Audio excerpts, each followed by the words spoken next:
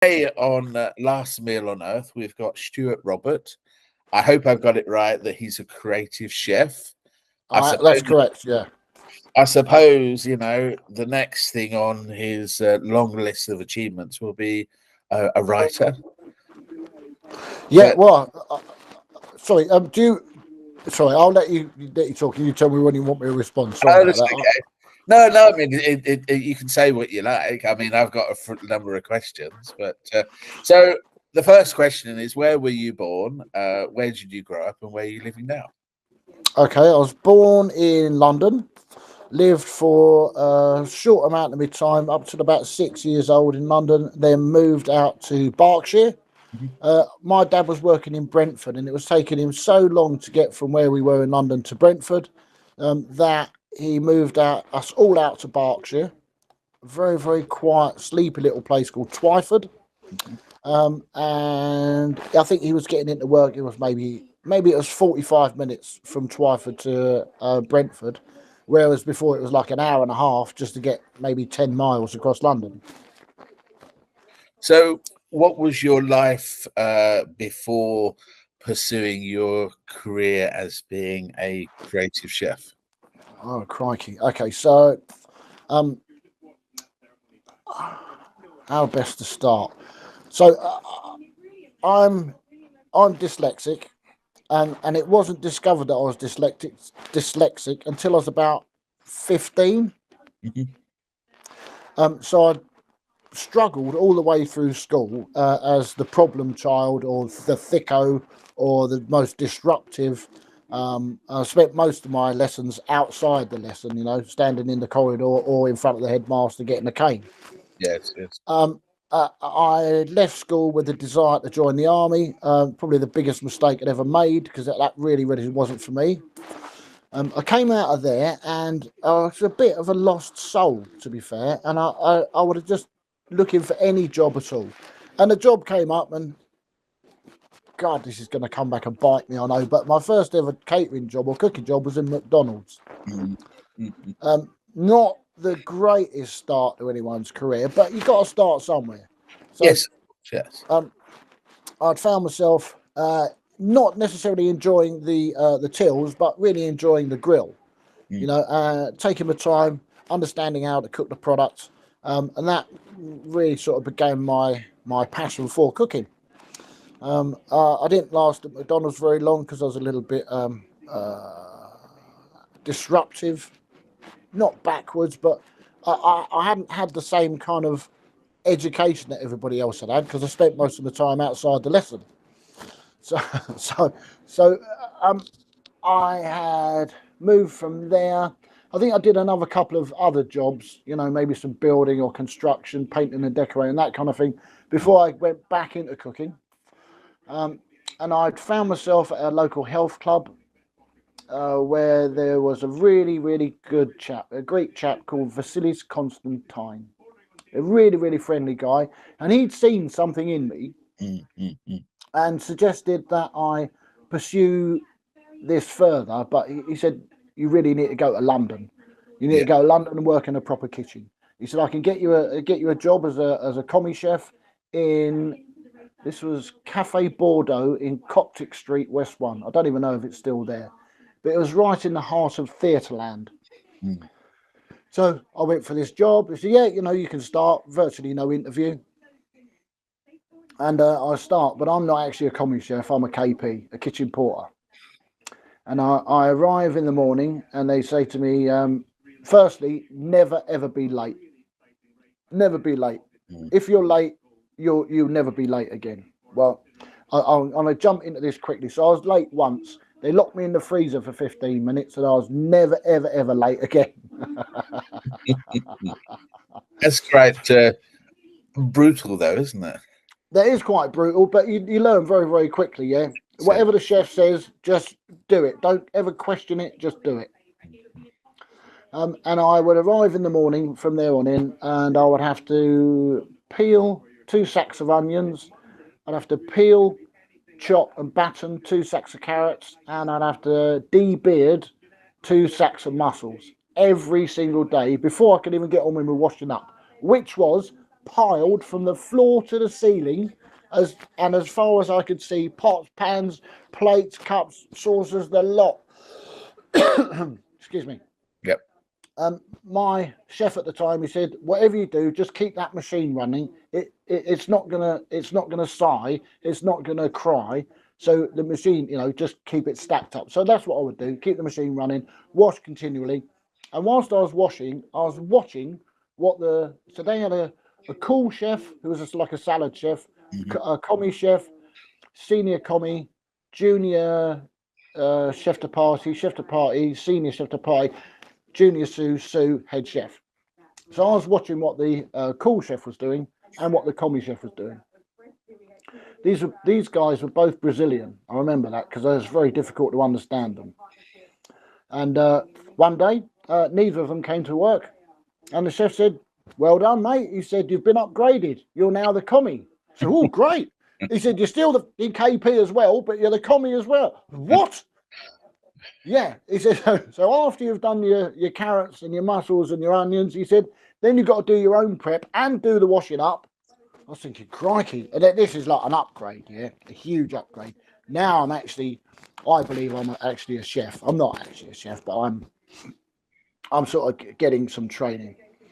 And I start performing, not doing much. We were doing, I think at the time it was a tomato, mozzarella and avocado salad. That was pretty much the table d'hote. And they would do 3 table turns at lunchtime and 6 table turns at night. It was insane and insanely hot. We're down in the below basement, so not the basement, but below the basement one, whatever that floor is, working on oil-fired ranges. Yeah, they've probably been in there since the Victorian times. The head chef was a Polish guy, massive alcoholic.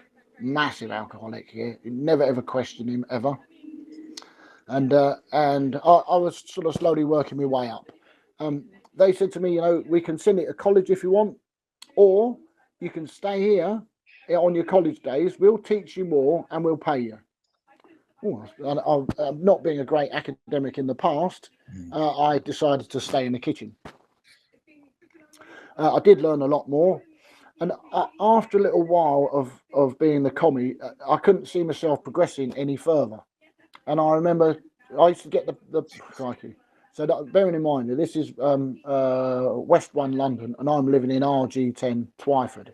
Yes. I'd have to get the X1 bus at, I think it was 5:30 every morning. My mum, God bless her, would take me to the bus stop and pick me up because it was maybe 3 miles from our house where the bus went from. So upon leaving the restaurant one afternoon or one evening, I remember looking at a copy of the Evening Standard, and in the back it had all the jobs. And I saw a job for a junior chef de partie at a bar in Covent Garden called Freud's, and it was like an art bar. They had people's paintings and stuff hanging on the wall. Okay. And although the menu was much, much less than I'd been previously working on, essentially I was the chef there. I didn't have a head chef to answer to. They just gave me the menu, so that's what you're making, away you go. And that was busy there, mate. Super busy. Maybe doing 120, 150 lunches, all sorts, guacamole and salsa, chips and dips. Nothing really major. More like lots of croque monsieur, croque madame, that sort of thing. So that was okay. At least it got me away from the sweat box, yeah, because that was insane in that kitchen. I suppose that's where you start. Yeah, and you've got to know. I think you've got to start in the brown, smelly stuff to know where you don't want to go back to. And after a little while at Freud's, I had sort of outgrown that position. I remember seeing a job for junior sous chef at a place called Monkey Business in Covent Garden. And I went for the job. They really, really liked me. I've been quite fortunate that people do like me. Yeah. I don't know if it's my good energy or whatever, but they like me. They didn't ask to see any credentials, nothing. So I started as a junior sous. I didn't have a flipping clue what I was doing. I managed to blag it all the way through.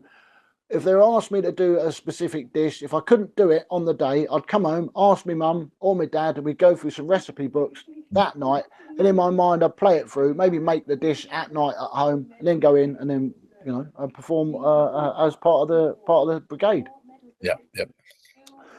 Then a friend of ours had taken over the restaurant at Newbury Racecourse, and he'd actually approached me and said, "Oh, do you fancy coming and working over here for us? We need a chef. We need a head chef." I thought, well, why not? I didn't even know I was a sous chef until I went for the job as a junior sous. Then I was a sous chef. So I said, yeah, sure. Yeah, come on, I can do that. And I went over to Newbury Racecourse, and they wanted a themed menu. So there was like the John McCurrick steamer. I think it was like a steamed sea bass with burnt fennel, something like that. So everything had a kind of had a sort of horse racing-y theme.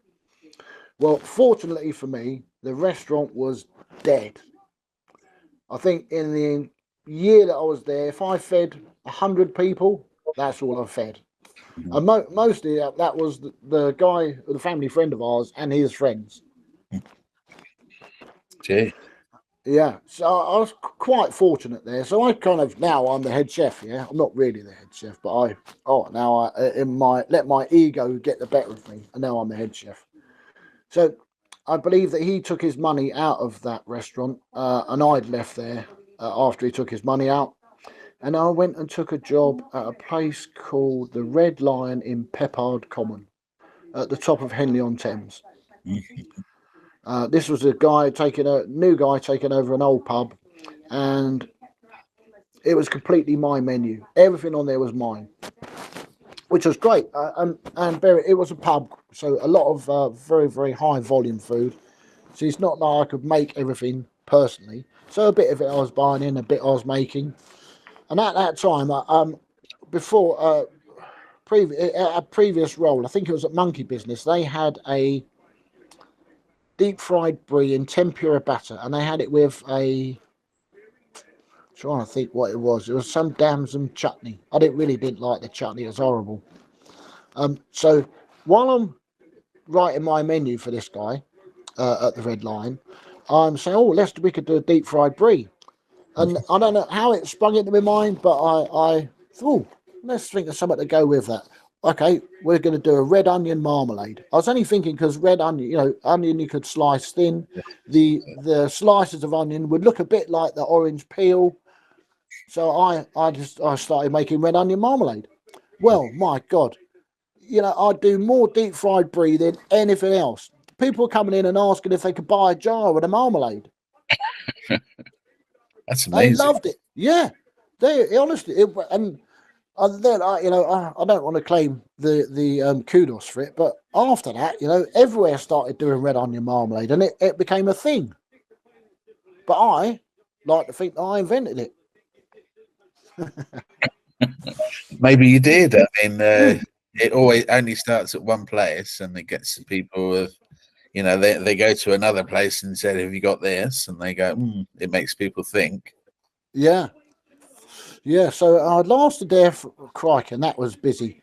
I remember I think it was either Father's Day or Mothering Sunday.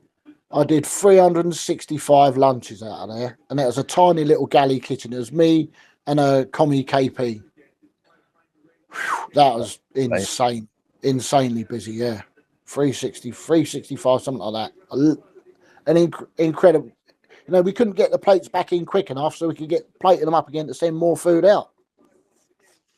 That was insane, and that kind of gave me the idea that I don't really like high volume food. It's not really what I want to be doing. What I really want to be doing is good quality food, cooked with love, at a decent pace, not flat out continually chucking stuff out the freezer into the fryer. That ain't me. So I couldn't actually find a job that was going to allow me to do that. So I think I took a big break away from catering. And a friend of mine had a building firm, and I went and did a bit of work with him. I went and travelled a little bit. And I remember I saw a job for a chalet chef in Switzerland. Mm. And I went for the interview, and they said, "Oh, there's two provisos for this job. You've got to be able to drink and still get up in the morning, drink heavy and get up in the morning, and you need to be able to snowboard or ski." Well, I couldn't snowboard or ski, but I could certainly drink. And I took this job. And they would keep saying to me, "You're coming up the hill. They call it the hill, going up the mountain." I said, "I've got too much prep to do. I've got too much prep." They're always making up an excuse for not going up the hill. They eventually dragged me up there and found out very, very quickly that I couldn't snowboard for toffee. But they loved me so much they gave me pro lessons, and in 3 pro lessons I could rip like anybody else. Then, as part of your sort of package, you get a ski pass, and the ski pass covers you for all the local services, essentially. Like, you'd get access to the swimming pool, the sauna, the gym, anything that was owned by the local council. I'm trying to think what they called that. Anyway, can't remember. Is it the local canton, or you like that? Yeah. Something like that, but essentially the local council, but the Swiss version of that. And I remember sitting in the sauna one day, and I would strike up a conversation with anyone, even just to break the silence. And I was chatting with a chap in there, and he was asking what I was doing, and I explained that I'm working as a chef, and we got 3 chalets. He said, "Oh, 3 chalets? Have you got any room in there?" I said, "I think we've got some room over Christmas." He said, "I'll potentially have everything you've got until April." I said, "Well, you haven't even seen them yet." No. He said, "It's fine. I'll have whatever you've got." So I said, "Well, I can't make that decision. I'll have to introduce it to my boss." Introduced it to the boss. He did. He block booked 2 of the chalets for 5 months. And one of the other chalets was sort of partly booked out. And he booked it out for the times when it wasn't booked out. And he said, "I've got the first people coming over are Def Leppard." I didn't even know who Def Leppard were. I just thought it was some kind of cult or something. I didn't realise these guys came over. Wow, talk about drink. Woo! I don't think I ever saw one of them go up the hill ever. They just partied non-stop. And that was a great little thing for me. The second one out was Colin McRae, and then the third they bought this. I don't even know. This manager essentially came over and said, "Right, the person you'll be cooking for now is a A-lister VIP. Everything has to be done in a certain way. All of the yolks have to be central to the egg, yeah, and they have to be perfectly round. The bacon's got to be cooked like this. The ham's got to be presented like that. The melon has to be in balls. This has to be that. All this great big list of stuff that have to be done. You're not allowed to look at this person. You're not allowed to talk to them. If they engage with you, keep the conversation minimal and get out of there. It's not for you to be talking to them." So it was okay, and I didn't see the celebrity for I think maybe 3 weeks, because I would just lay the food out and then I'd get out of there. Yeah. But on one day I laid the food out, and I was in the back kitchen, in the wet kitchen, making my own breakfast, and I've got my pan smoking hot, yeah, and I crack my eggs and I pop them in the pan, and they're spitting and snarling up and bubbling up, and this little voice pops over my shoulder and says, "I'd like mine like those," and I kind of shit myself. Like, who the fuck's that? I've looked over my shoulder, it's Diana Ross. I'm like, do I speak to her? Don't speak to her? So I said, "Love, you can have anything you want." "Oh," she said, "it's so long since anyone's called me love." So I said, "You can have anything you want." She said, "I get the same food everywhere I go." She said, "It's so damn boring." "Yes," she said, "I'd like mine. However you have yours, that's how I'll have mine." She said, "In fact, can you and I just have breakfast every morning?" Sure. I'm still kind of gobsmacked. Yeah, sure. Have anything you want. So I started doing her and I breakfast. Yeah, we're just having bacon and eggs most days. Bacon and eggs, a bit of fried bread. She said, I'd never had fried bread before. Said, well, there you go. Let me introduce you to the English Institution of Fried Bread. What? Yeah, she loved it. So after about, maybe only after about 2 weeks of doing this, she said, can you come and just be my chef and not cater for the other chalets? I said, I don't know. You'll have to speak to my boss about that. So, long story short, I ended up becoming her personal chef, all over the back of some nasty, dirty fried eggs. No That's a really qualification. interesting story. Yeah. Yeah, no qualifications, nothing. I left school with my lunchbox. In fact, I was booted out of school at 14. I think my dyslexia, I didn't really realise how much my dyslexia had played this big part in my life. And that's one of the reasons why I'm writing my book now, because there's been so much happen within this, within my life that when I first met my wife and I was saying, I was previously, I was personal chef for Diana Ross, she didn't believe me for about 8 years until my cousin, who had come out to see me in Verbier, said, oh yeah, he was Diana Ross chef. Oh, she said that was the truth. I said, oh, thanks. Yeah, it was in truth.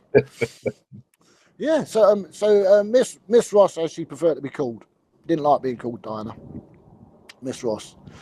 She would say, I'm going to be away now for 2 months, but just use the house as your own, use the car as your own, go up the mountain, do whatever you want, and I'll give you, I'll get a message to you, I'll email you and let you know when I'm coming, how many guests are coming, and if there's any specific requirements for them. She said, can you do anything a bit different? I said, yeah, sure. So I don't know why I even thought about this, but I said, yeah, why don't we do a barbecue up the mountain in the snow? Oh, she's almost wetting her knickers. Oh, this sounds great. Great, let's get up the hill then. I had no idea on how to get the stuff up there, even if I could get it warm enough, no idea at all, just blagged it. Luckily, managed to get up there, managed to do the barbecue up the hill. Crikey, this is long before the days of a camera and a phone, otherwise I'd have loved some pictures of that. Anyway, they just picked at a few bits, but I think it was more the theatre of having something different up the hill, yeah, something she could offer her guests. That was great. Then when the season came to an end, I what did I do then? Most of my pals were going to Juan La Pan or Corsica, and I didn't really fancy that. So a pal of mine was working out in Southeast Asia, and he said, "Come out here if you want." So I did. So I kind of dropped the cooking for a little while and went into some other stuff with him. That was another interesting part of my life. He said, do you want to be a stockbroker? Well, hold on a minute. I was never even a sous chef and I got a job as a sous chef. He said, yeah, sure. So what have I got to do? He said, no, just do what we tell you. And that's all you got to do. Well, it turned out it wasn't actually a stockbroker's job. It was working in a boiler room. I see, yes. And after a very short amount of time, at the time when this thing happened, yeah, I thought it was a joke because the doors to our office burst open. There was TV cameras, FBI, NBI, SEC, all these guys with letters on their jackets, and they said, "Stop what you're doing! Put the phone down now!" Blah blah blah blah. And I thought it's a joke, so I just carried on doing what I was doing. Anyway, it wasn't a joke. So we all got arrested there. Spent a bit of time in prison there, and all got deported. Needless to say, I came back to the UK thinking maybe stockbroker's not really the job for me. Well, that really it wasn't really stockbroking, was it? No, it wasn't. It was making people broke. Yes. Yeah. Came out of the UK, and my kind of confidence had taken a bit of a battering through the time in the prison out there. And I came back and I just looked for any job I could get. And the only job I could find, grill chef, was working in a harvester. Another brutal, on the line, freezer to fryer, everything on the grill, either BTF or rare. BTF is in burnt tough. Anyway. Yeah, yes. And I went from a harvester to like another kind of chain pub, two or three of these chain pubs, and I realised, this really ain't for me.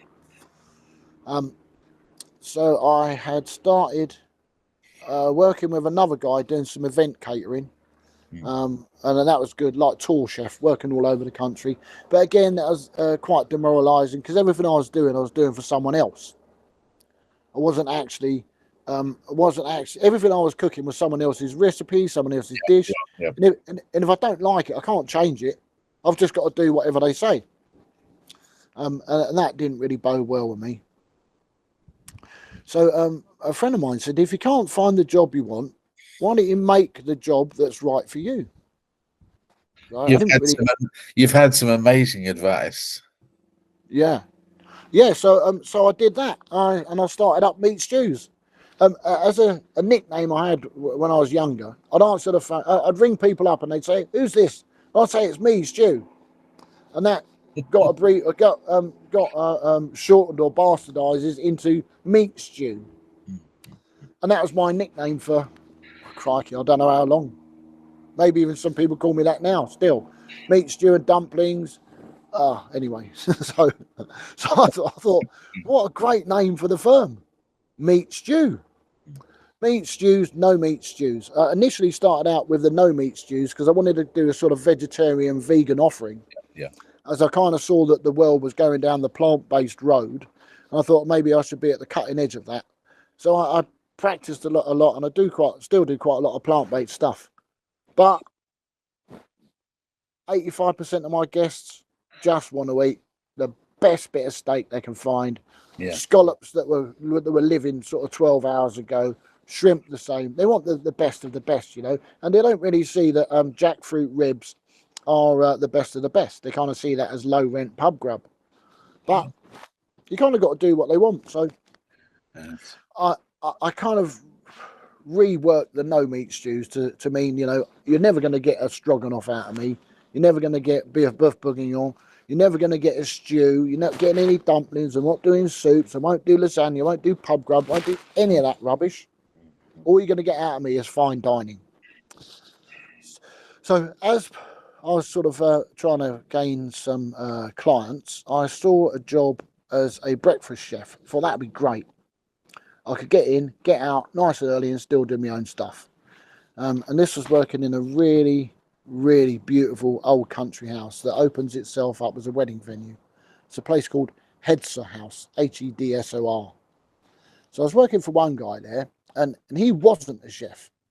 He really, really wasn't a chef. And I was thinking, how on earth have you got this operation when you're not a chef? You buy the nastiest, cheapest, most horrible product you can find, and you're feeding people that are spending sort of 50 or 100 grand a day to come here.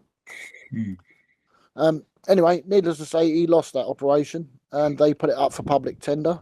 They'd asked, and I didn't tender for it. And then the owner and the operations director emailed me privately and said, "Would you please tender for this?" I kind of took that as a green flag and a sort of shoe in, so I did tender for it, and I got it.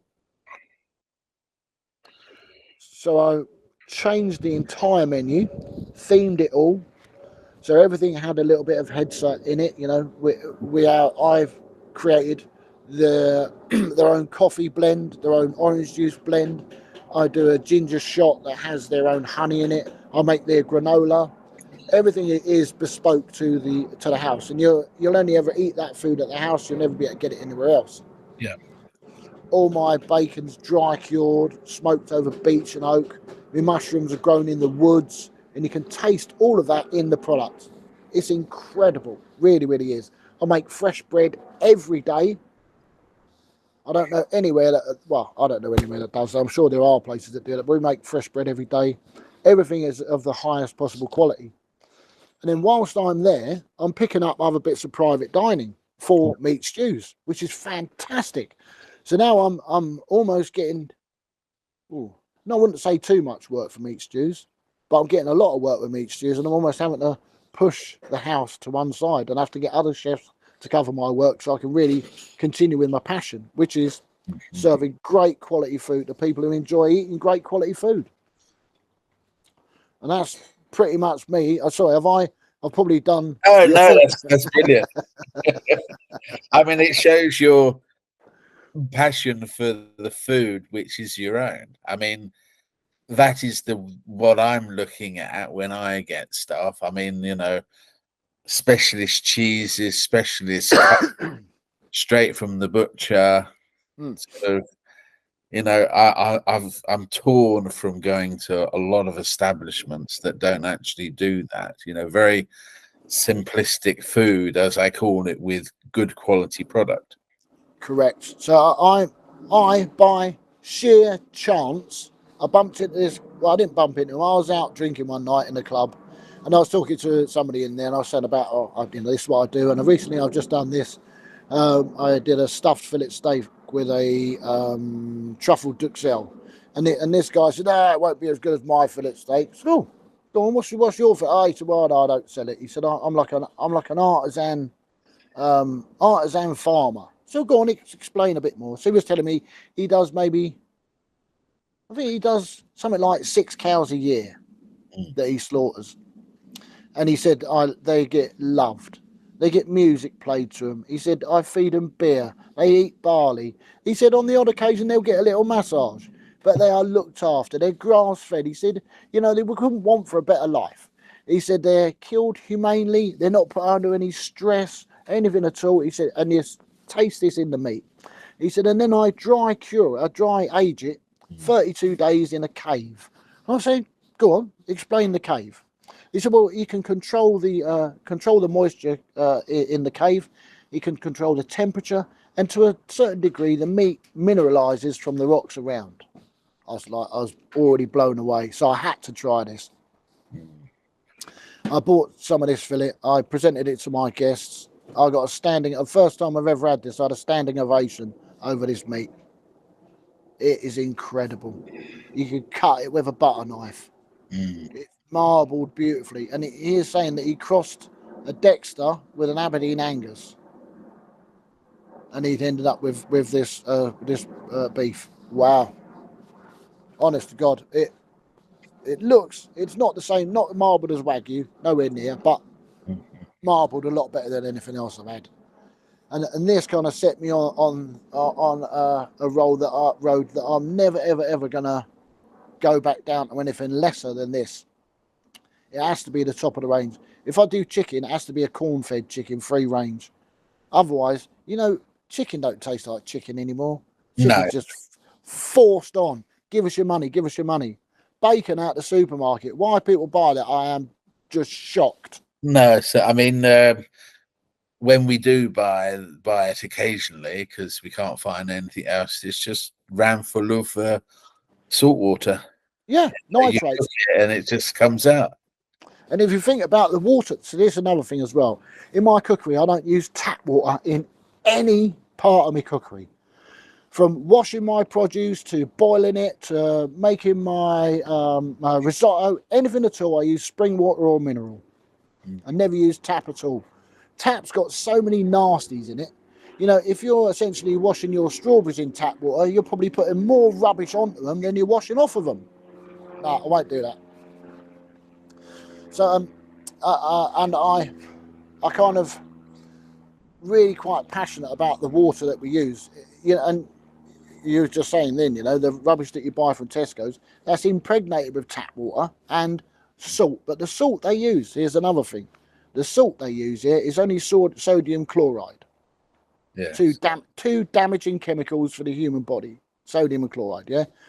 I only use Celtic Sea or Himalayan, and I'm Yes. steering away a little bit from Himalayan because of the iodine in it can dehydrate you quicker.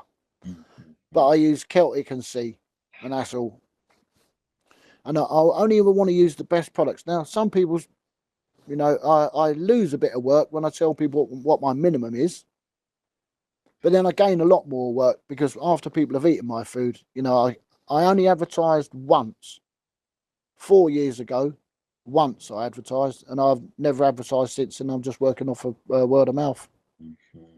But I was that very is lucky. the thing. Yeah, I think that is the thing that people want is you can't beat good quality produce. If you get top notch, then everything works perfectly Excuse me. from that. Yeah, yeah, absolutely. You know, so when I like if I'm doing a fillet of beef for clients, I might buy it 4 days before the event, and I will season it with Celtic salt initially, wrap it up, put it in the fridge so it can I can maintain a form from it, get it on a sort of perfect shape. Then I'll take it out, cut it, and before I cook it, I'll season it then with sea salt because it's a finer flake. And I find that the Celtic salt penetrates right the way through the meat, and it kind of mineralizes it too. You can really, really taste it. Incredible. And So how do you go on. wrap it up? I mean, what is the process with that? Is it a special linen or? Oh no. So I use a non-PVC cling film, so you can minimise the amount of nasties that leach into the product. I season roll the cling film out, run a cloth over it so you can knock the static out of it. Then I season it heavy.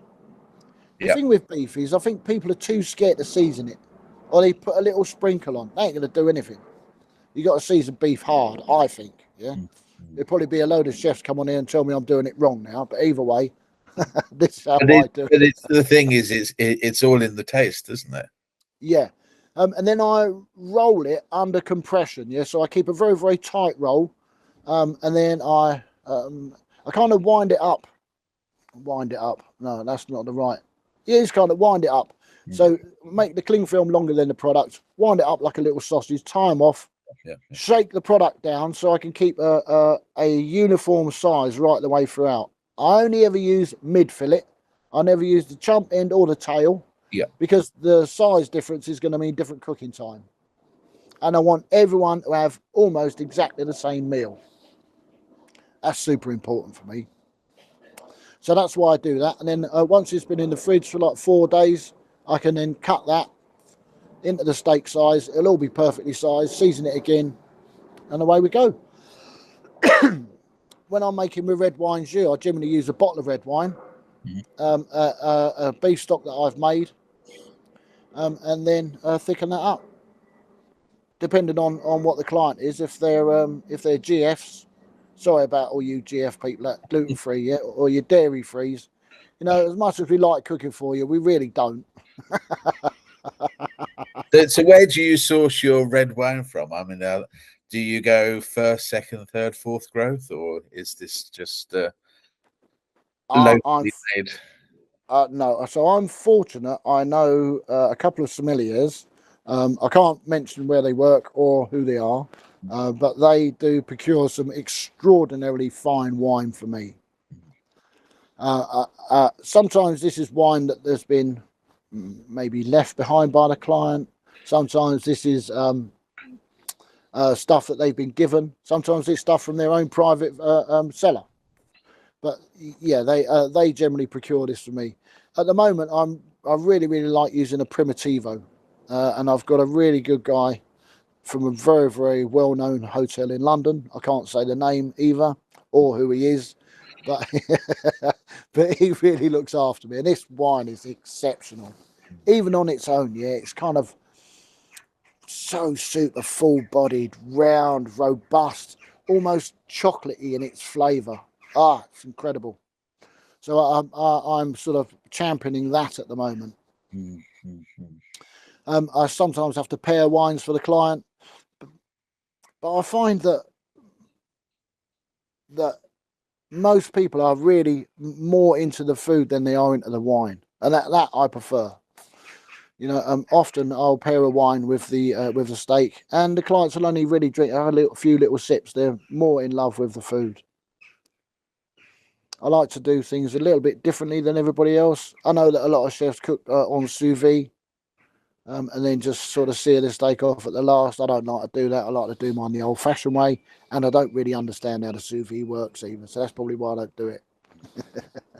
So we talked a lot about what we traditionally called the mains. So what about the afters or the mate. So what is your speciality on the pudding side? Crikey. Well, I've been recently making this white chocolate blondie. Um, Now, the first guess that I was making this for, one of them had a nut allergy. So I toasted sunflower seed and popped that in with this white chocolate blondie. And it was just a little bit too sweet. So I started putting freeze-dried strawberry in there with it. And Yeah. oh my goodness, it's been renamed. I work with some other guys and it's been renamed the crack cake. Because one piece is never enough and you could just keep going and eat the entire thing. It's incredible. Yeah, really, really nice. That's nice. I like doing a bit with cloud meringue, and it'll make a sort of making fruity pearls. You know, like like in bubble tea.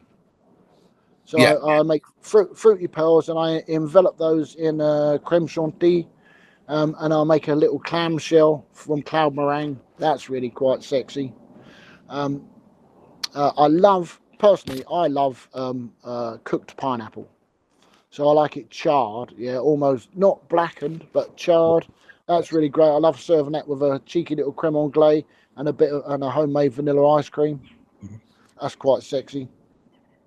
So, of course, you're using real vanilla. Absolutely. I, so sometimes the provisions cost me sometimes half of what the guests are paying me. Yes, yes. Um, uh, I don't really mind that. I'm not really in this to make a fortune. I'm in this because this is my passion. This is what I love doing. Um, Yes, uh, but if you get good ingredients, then the people will come back. that's correct. I I mean, have. it's the same as going to McDonald's and you think, I'm not coming back. There you go. Yeah. Excuse me. Yes, I'm just trying to think what else I do that people. So I make a sticky toffee pudding, and everyone makes sticky toffee pudding, but mine I toast my walnuts and then I steep them in Jack Daniels smoked. So I make smoked honey, and then I combine that with my JD. So I've now got a smoked honey bourbon, and Yeah. then I soak my walnuts in that for 48 hours, take them out, and then combine those in with the batter. Oh, mate. That's super sexy. Super sexy. Yeah, people love that. And I do a clotted cream custard and a clotted cream ice cream because I'm always torn. If I go to a restaurant and they have sticky toffee pudding, I want both. I want custard and ice cream. But they're invariably they'll only do it with one or the other. Yes, yes. But then, do you want sort of plain custard, or do you Oh want no. thin custard? Do you want chunky custard, or do you want Uh, it with vanilla?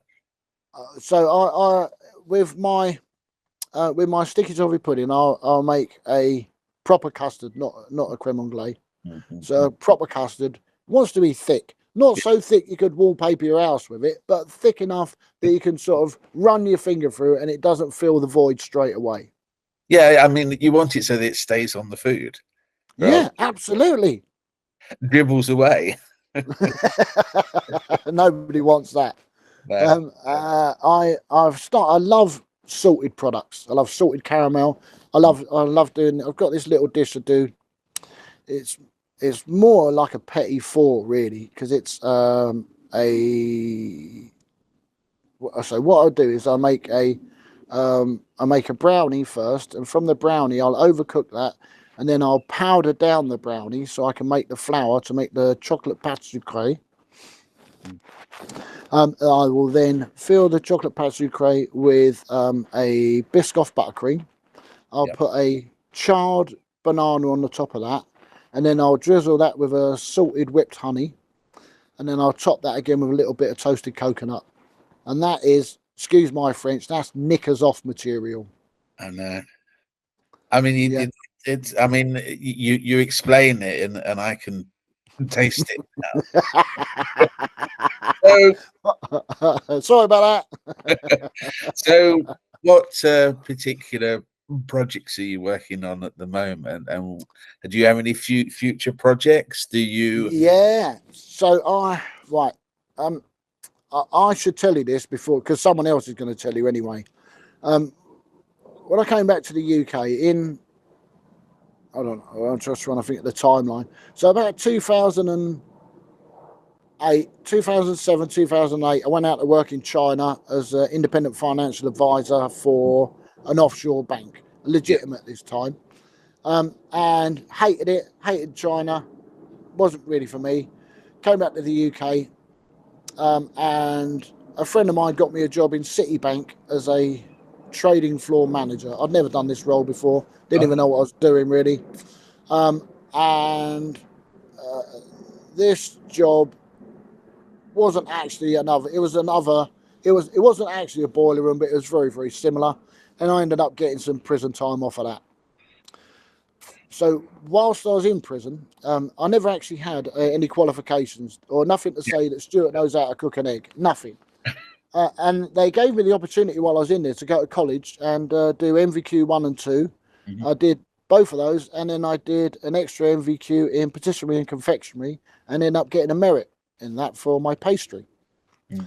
And that then set me really onto my super path. Anyway, so I'm glad I've got that out of the way before someone says, "Oh, don't forget, he was been in prison." Yeah, I know I've been in prison, but I've come out the other side. I'm a different fella.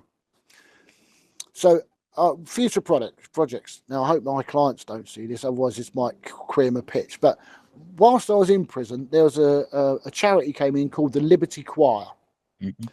and they bring sort of a singing session into the prison to sort of help to alleviate the stress of being behind the door for 23 or 24 hours a day. It is incredible. These guys literally saved my life while I was in there. Without that, I don't know what would have happened to me. Anyway, when I came out, I sort of reignited the friendship between us, and I went and did a family day in a prison for them, and I did a lot of canapes for them to give out to the staff, the friends and family, and the prisoners as well. Not a problem. So they've engaged with me and asked me to do another event for them. This is on the 9th of October, and they call me one of their graduates. It's quite nice, I think. And I'm doing a rolling canopy service of 300 on that night. So that's an awful lot of work. I've just been booked to do a wedding next year, and I've got quite a few big parties coming up throughout the rest of this year. I've got a nice big canopy, what I call bite and a half. Canopy is so small, you could just do it in one chew. So the client wanted something that was a little bit more, but he didn't want sort of finger food. So we're doing a sort of a larger style canopy. So it's like a bite and a half rather than just a mousse bouche. So that's quite nice. Working on that. I'm working on a range of sauces. And I recently have been approached by a children's charity to write they first said cheap and cheerful, but now we've changed that to affordable and engaging. A menu for kids to be able to understand and get into. And they're explaining that the recipe book is aimed at kids who are on the breadline, kids who may be homeless or living in sheltered accommodation, and for this to be able to, for them to be able to make in the microwave, the kettle, or the toaster. Yeah. The three things that they won't have facilities to a fryer or a fan oven or anything like that, but they'll have that basic facilities. So I'm working on that, and I'm trying to find a supermarket that I can collaborate with, that Mhm. we could use their sort of budget end of their product to create this recipe book for, or with even. Yes. Yes. So that's sort of eating up a lot of my time, and I'm writing my book as well at the moment. That eats up an awful lot of my time. Excuse me, a little bit of hay fever. Yeah, that eats up a lot of my time too, and it's been my life's been extraordinarily colourful. I've only talked about a bit of it now, yeah, but so we're working on a chapter at the moment, and it's called "The Princes of Penis Palace." Is that a real place? Yeah, it was. Yeah, a friend of mine actually changed the deeds on his house, so it read Penis Palace. There were like 8 eligible bachelors living in this one swanky mansion in Berkshire. Yeah, there's a long time ago, mine. Not recently. I'm not that eligible now, or a bachelor even. So you're very passionate about your work. So, I mean, it's come across. But what is the best aspects of your job?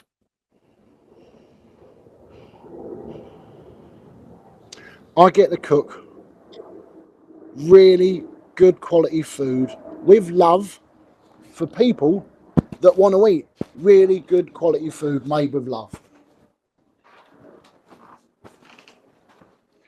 That's I, amazing.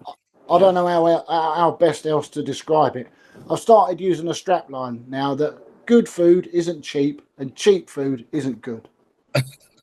That's a good chap line. But Uh, I suppose that we can't have. Well, I mean, maybe we should go back to the old days of long maturing meat, even if it is more expensive.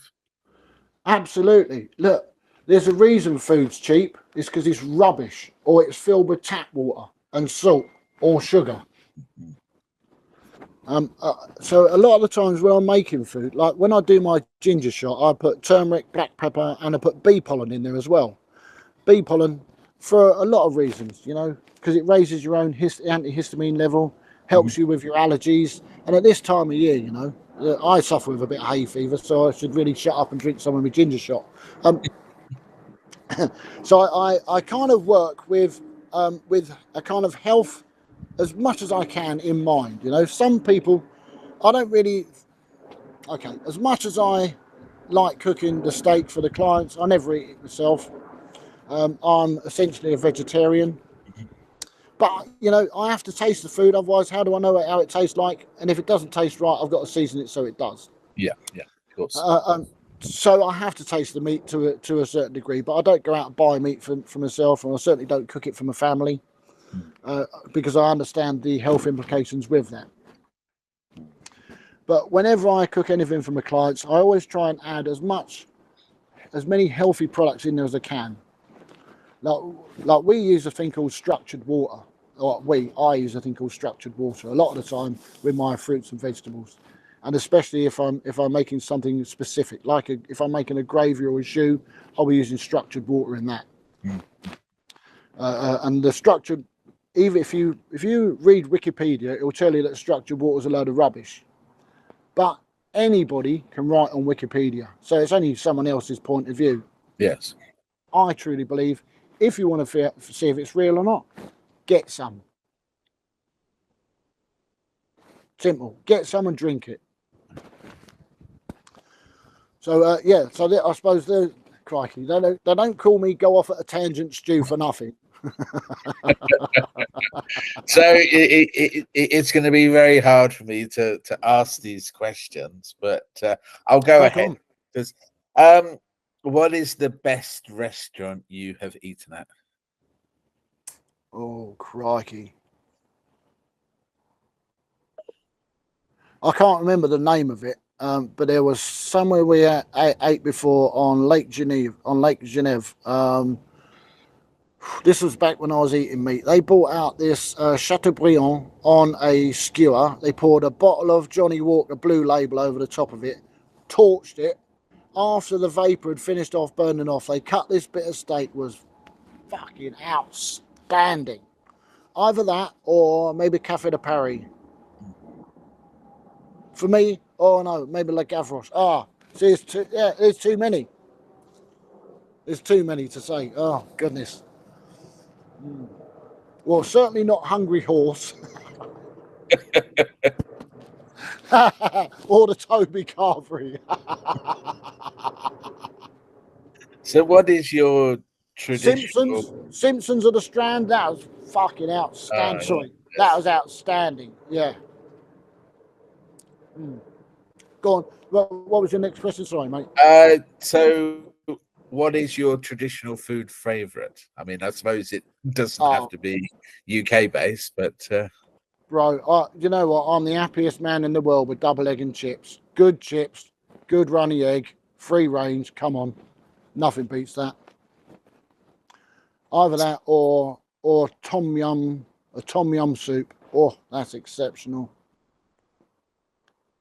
Or even a tom kha. Yeah, oh crikey, what's? But no, I think if I went to a restaurant and they served me egg and chips, I'd be over the moon. so what is the most exceptional fruit that you've eaten? I mean, it Oh, sounds like you okay. may have been involved in eating non-standard fruit as well. Yeah, so possibly guiabano or mangosteen. Hmm. I spent a bit of time out in the Philippines, and some of the fruit out there was outstanding. Golden coconut, that was bloody good. Blue banana from Java, that is outstanding as well. Even red bananas are good. Mm. Custard apple, that's exceptional. But probably guiabano or soursop, as it's known more commonly. So we come into the meat of Yeah, it. So if you had your last meal, what sort yeah. of dining would you have? Would you have the dining with just your friends and family, or would it be with others? Would it be themed? Oh, that's a very good question. I've always said this. If I was on death row and my last meal was something, I'd have a Chinese buffet that took me about 3 weeks to eat.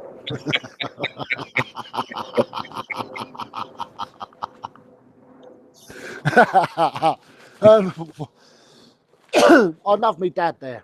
Yeah, unfortunately, he passed away in '94, but I would love him to be there. He loved his food. And I think a lot of his passion for food has helped me to sort of drive me on further into mine. I'd love him to be there. I'd love Bob Marley to be there because that would be a great fella around the table. Mm-hmm. I think some friends and family, that would be nice. George Williams, an old comedian that my dad knew, he would be exceptional at the table. I think that. And nothing too elaborate, you know. Something nice, wholesome, family style eating. Like even a good Sunday roast. Yeah, I mean, there's a number of people that have picked Sunday roasts. So you'd have Sunday roast with all the trimmings, or Oh goodness me! So I truly believe, right, that there's so many restaurants and pubs that are missing the biggest trick in the world. Because what they do is they do maybe a great cut of meat, and they'll maybe do 3 veg with it. Well, mate, you can get carrots anywhere. Paysan carrots are literally across the board. Who cares? Do them differently. Make them sexy. Why are you doing 3 veg? You want to be flooding the table with veg. mm, mm, mm. Cauliflower cheese. I went to the Bird in Hand the other day and I was absolutely fucking disgusted at their cauliflower cheese. I sent it back. And I never send food back because I know it just upsets the chef. But, Yes, mate, yeah. it was raw. It was rubbish. There's no flavour in the cheese sauce. I just thought, you taking the piss. Oh, sorry, I swear. What a joke. And you could do so much. Why would you want to be sticking with the same old thing? Carrots and peas. You're joking. Mm. No, you're missing the trick there. So I think myself, if you're going to do that, you want to have the greatest selection of vegetables that you can. Yeah, even a little ratatouille, I think, would be good with a Yeah, Sunday roast. yes. Yeah, Then I mean, that is something that should be, you know, in the media, where if you have fruit and veg, that is the way to go. absolutely. And we are now, it's not like before when we only had the English market gardens to go to. We've Yes, got access to vegetables from all over the world. Why? Mm. Why are we having green beans, peas, and carrots? I suppose because that's is the standard that they receive. They receive a predetermined delivery, Yep. and that's all they can do. They probably don't have the choice in getting the fruit and veg that they want to. But Yeah. I think that would bring a lot of people in to those sort of restaurants. And essentially, you could offer us essentially the vegetarian version, obviously without the meat. But as Yeah, long as you had a decent selection of vegetables, excuse me. I mean, yes, I mean that is the thing. I mean, if you're a pure vegan, it's sometimes very difficult to get the food Yeah, because of the way it's been made. absolutely. And I think if you're a pure vegan, you would really want to be inspecting all the kitchens before you eat in any establishment, because as much as they say it's a vegan dish, it may be, but are you cutting your vegan product with a knife that has cut meat? Are you cutting, Yeah. has it touched dairy? Have Mm. you touched dairy? Is it kept in the fridge with dairy? Yes, yes, yes, yes, yeah. How you know, and I feel for the vegans a bit. You know, they probably get a bit of a rough ride from everybody else because of their sort of lifestyle choice.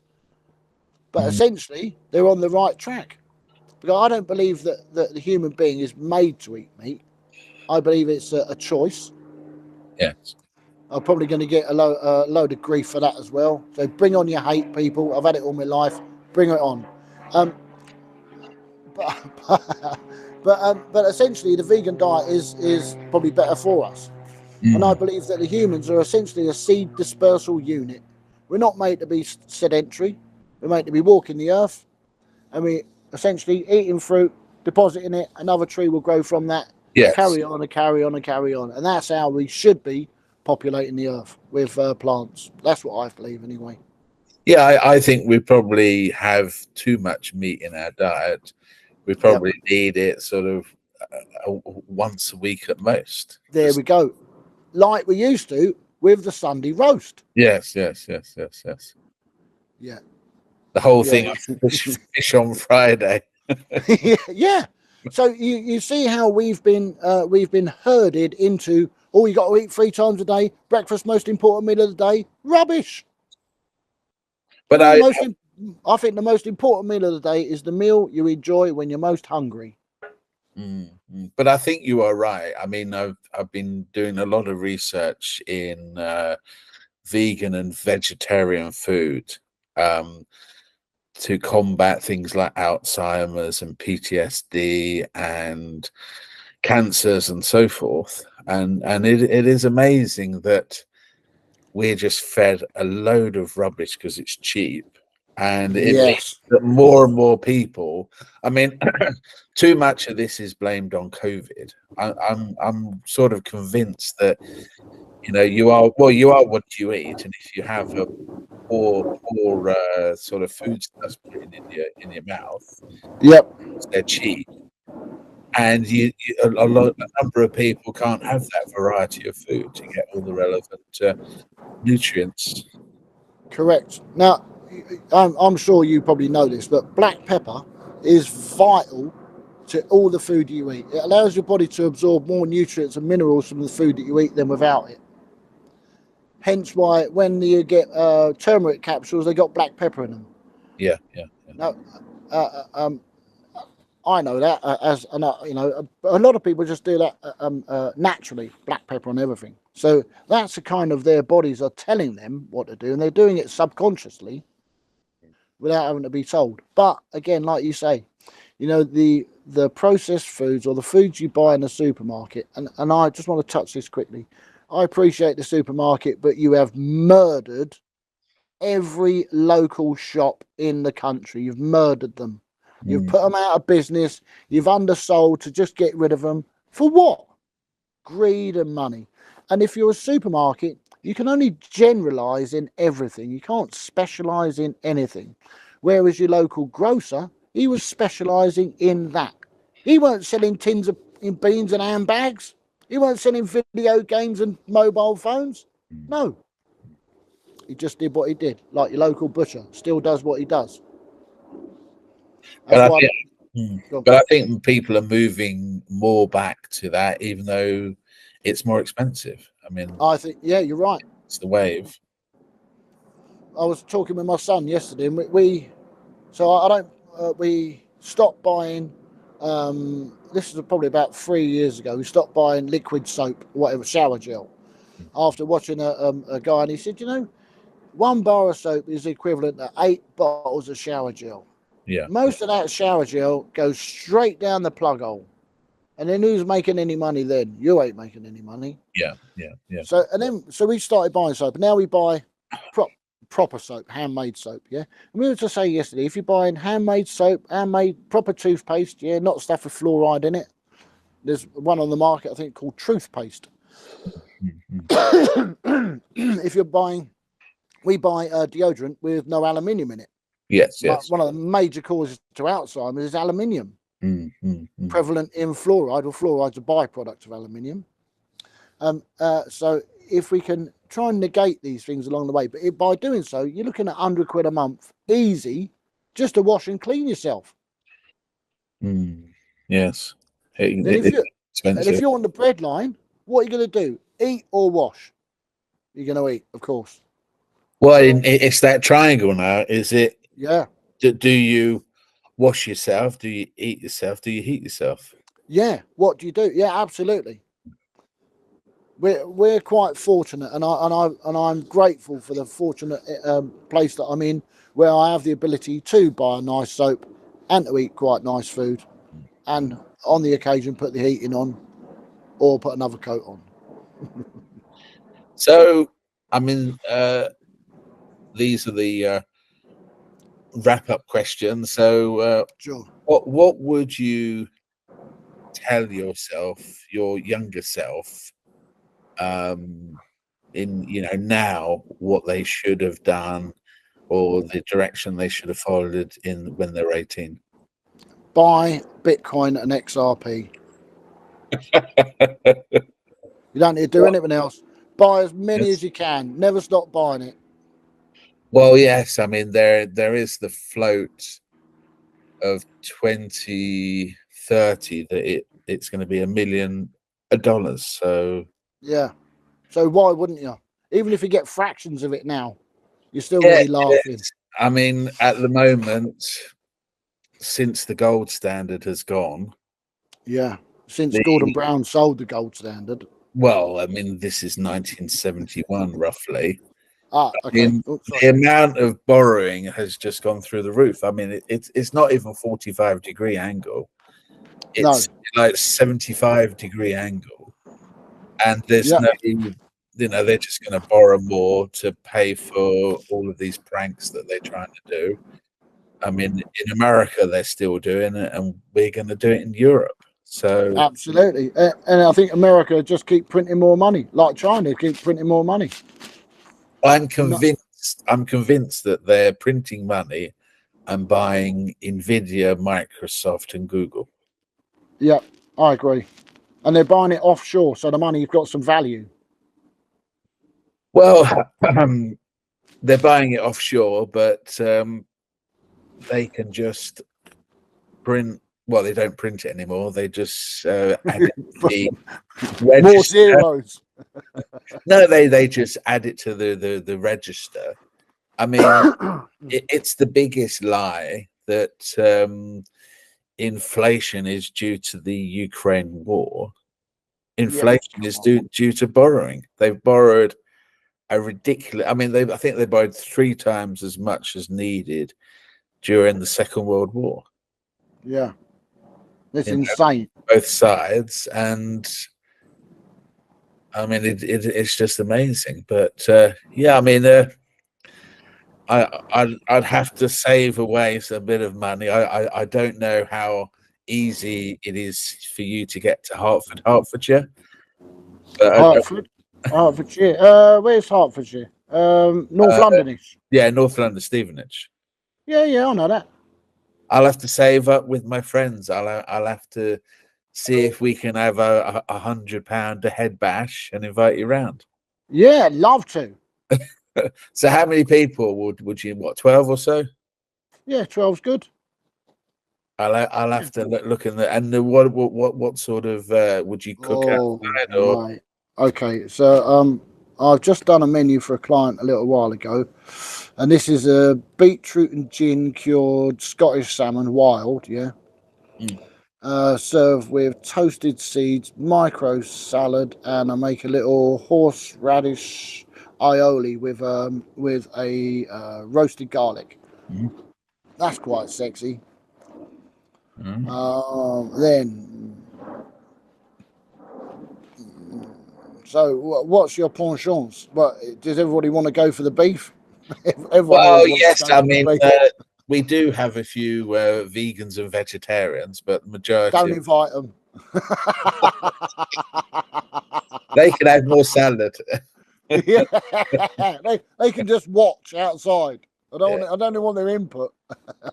yeah. I mean, I'm a bit confused as well that the vegan and vegetarian brigade haven't made it their food a lot tastier, because you look at other countries, that do vegan, especially in Turkey, Yeah. and the food is amazing. And then you just think, oh, you go around the supermarket and you got a nut cutlet, and they haven't actually moved on No, from. you're right. They haven't. So there's there's a company I think they're in Holborn, Islington, Holborn, something like that. And they are the vegan butcher's shop, or the vegan butchery. Yeah, Fuck, mate, some of their offering is outstanding. I would wholeheartedly recommend people to go and visit that. I don't make any money out of it. I'm not affiliated to him. I don't yeah. get any links. I don't get any profit share or anything like that. I'm really not even into that sort of thing. I'd rather help people out with the right information. But Mm. yeah, he does some outstanding stuff. I'm always a bit dubious about, if you're a vegan, why the fuck are you having something that tastes like meat but isn't meat? Well, I mean, it's all this thing about sort of animal cruelty and so forth. Yeah, But then, I mean, they probably wouldn't be on the planet. But I think, if you're served this complete mess, I mean, that is why I try to stay away from the majority of meats unless I know it's a good quality. sure. Well, I think I'd probably do this 32-day cave aged fillet of beef, stuffed with a black truffle duxelle. Yeah. Make that with some porcini and chestnut, I think. Stuff that, and maybe make a little Stilton mousse and pipe that in there too. Wrap that with a bit of dry cured streaky bacon. Cook that rarish. Set that on the top of a lovely dry mash, buttered up, plenty of white pepper, bacon wrapped, extra fine green beans, burnt butternut squash, and some heritage carrots, just softened, and then glazed with some thyme, ginger, and honey, and then a very very nice red wine jus. I think that would certainly make some people happy. I think it would, yeah. And I think maybe a trio of desserts, because what's the point of having one? Well, Have yeah, three this is or the five. thing. I mean, when I go to the restaurants, it's all about portion sizing. I mean, a lot of the time you just think, well, it's too much. I'd rather pay a little bit more, and they've thought about it a bit more rather than chucking the same, and it's too much of a quantity. Yes, I agree. That's why I like to do I like to do trio of desserts. Moreover, because you get a chance. For instance, if I'm going to a restaurant, often I'll have 4 starters and nothing else, and I Yes, can yes, get. I've got essentially 4 different dishes, yes. and it's tantalising my taste buds rather than being stuck with a something, and one dessert. No, mate, come on. I mean, I always do that when I go to the sort of the high end restaurants, have starters rather than a main course. Yeah, good shout. But yeah, I mean, it's been great talking to you. And you too, mate. Really, really good. And I'm sorry if I've waffled on a bit. No, I mean that is amazing. I mean it's a lot of. I mean it's a lot of food for thought for other people. I can distill this. I've got a number of great ideas because I'm trying to write for my podcast about sort of vegan and health, because I think that's what it is today. Is that that sort of food is easier to buy unprocessed. Agreed. You can cook it yourself. I mean, you probably can't do all of the nutrients that you need. Then you can just get CoQ10 as a supplement. Yeah. But or even moringa. Do you use moringa? I don't know about moringa. I'll have to do Woo, the analysis. dude, it's called the miracle plant. Yeah. such high concentrations of nutrients and minerals not found anywhere else. Another thing to have a look at is shilajit. Ever heard of that? No, I haven't. No. Woo, dude! I'll send you some links.